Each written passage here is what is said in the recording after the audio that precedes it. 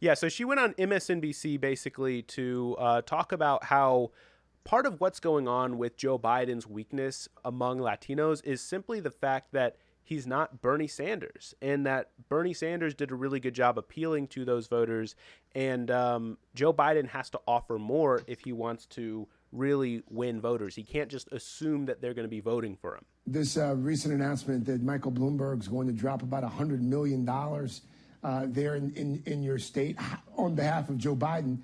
How far is that going to go to do what you just said?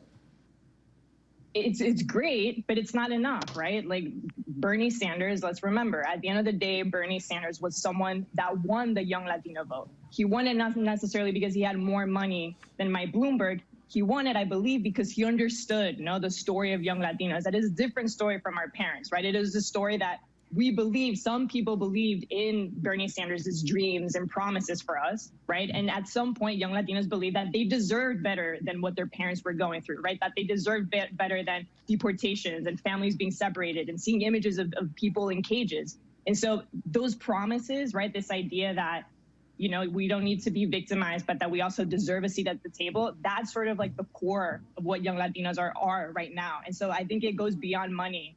And it goes beyond trips and statistics. It goes into understanding, like, who are young Latinos, right? When we're talking to us, who are we talking to us? So it goes back to just understanding the most simple, basic questions.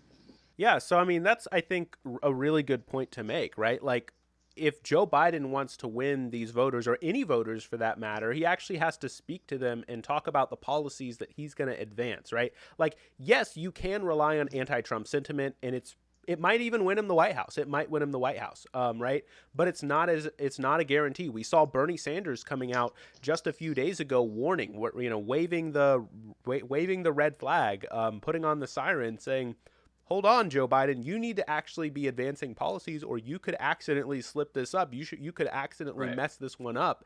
If you want to win voters, you have to prove it to them that you're going to do something for them." And yet, in that same vein, what does Joe Biden really have to give, right? I mean, he's not really, like she was just talking about Bernie Sanders being so popular. Well, Joe Biden isn't really in line with any of the stuff that Bernie Sanders was pushing, but he's going to have to do something. I mean, otherwise you're going to gamble with the entire country's democracy based on, is Trump so bad he's going to completely screw it up all by himself, or do you go out and try to beat the guy?